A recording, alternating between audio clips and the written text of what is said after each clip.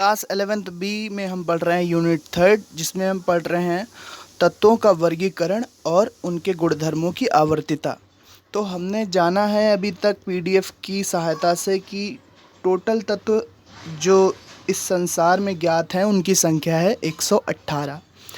इन 118 तत्वों को 4 ब्लॉक्स में रखा गया है। आवर्त सारणी का जो आधुनिकतम रूप है, जो सबसे दीर्घ आवर्त सारणी है, उसमें इन 118 तत्वों को 4 ब्लॉक्स में रखा गया है, जिनको S block, P block, D block और एफ ब्लॉक कहते हैं। एस, पी, डी और एफ ब्लॉक कहते हैं। इन 4 ब्लॉक्स में इन टोटल 118 तत्वों को रखा गया है।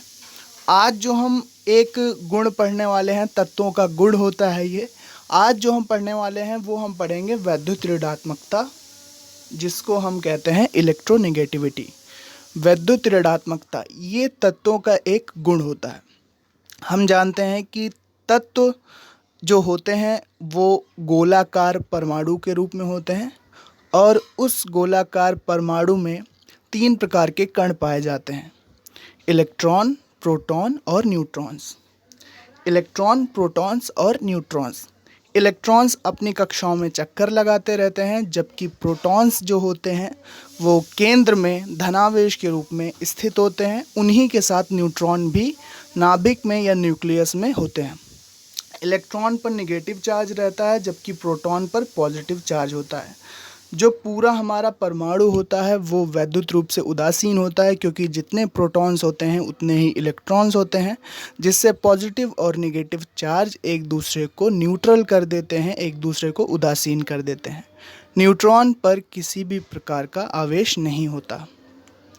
तो वैद्युत ऋणात्मकता हम पढ़ेंगे, तो वैद्युत ऋणात्मकता को इलेक्ट्रोनेगेटिविटी भी कहते हैं।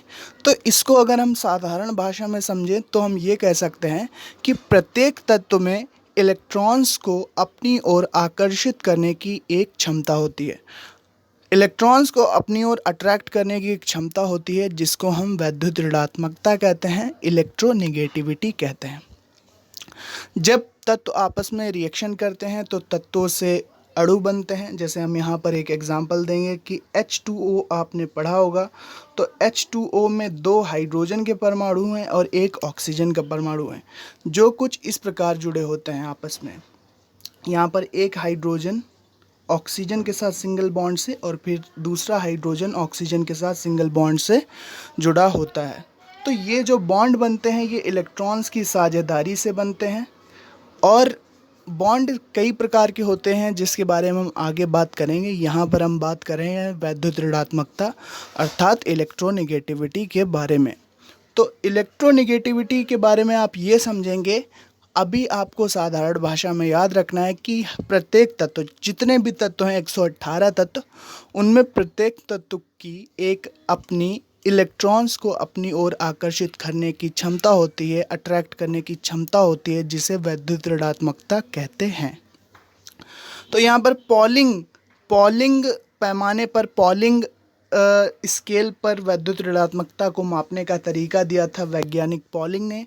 तो यहाँ पर कुछ तत्वों की, जो कि एस ब्लॉक और पी ब्लॉक के तत्व हैं, उनकी वैद्युत ऋणात्मकता दी गई है। आपको ये याद रखना है कि सबसे ज़्यादा वैद्युत ऋणात्मकता फ्लोरीन की होती है, जो कि है 4। फ्लोरीन में सबसे ज़्यादा इलेक्ट्रॉनों को आकर्षित करने की क्षमता होती है। सबसे कम इलेक्ट्रोनेगेटिविटी होती है हाइड्रोजन के पास। अब देखते हैं कि कौन कौन से तत्वों की कितनी कितनी वैद्युत ऋणात्मकता है। तो आप यहाँ पे देखेंगे कार्बन की 2.5 है, नाइट्रोजन की 3 है, ऑक्सीजन की 3.5 है, सल्फ़र की 2.5 है, क्लोरीन की 3 है, आर्गन की 0, नियॉन की 0, हीलियम की 0, क्रिप्टन की 0, जीनॉन की 0।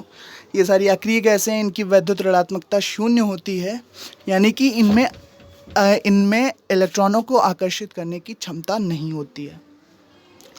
इसी तरह से सोडियम की 0.9 होती है, पोटेशियम की 0.8 होती है, रुबिडियम की 0.8 होती है, सीजियम की 0.7 होती है।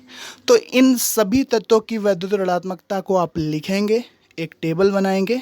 आप बढ़ते या घटते क्रम में इनको लिखिए और ध्यान रखिए कि किस तत्व की वैद्युत ऋणात्मकता कितनी होती है। वैद्युत ऋणात्मकता की साधारण भाषा में अर्थ होता है कि प्रत्येक तत्व में इलेक्ट्रॉन को अपनी ओर आकर्षित करने की एक क्षमता होती है, जिसे वैद्युत ऋणात्मकता अर्थात इलेक्ट्रोनेगेटिविटी कहते हैं। तो अगले टॉपिक अगले वीडियो में पढ़ेंगे। तब तक कि आप इतना काम करिए, इसकी एक टेबल बनाइए और जो व्हाट्सएप नंबर दिया है उस पर ज़रूर सेंड कर चेक कराएं।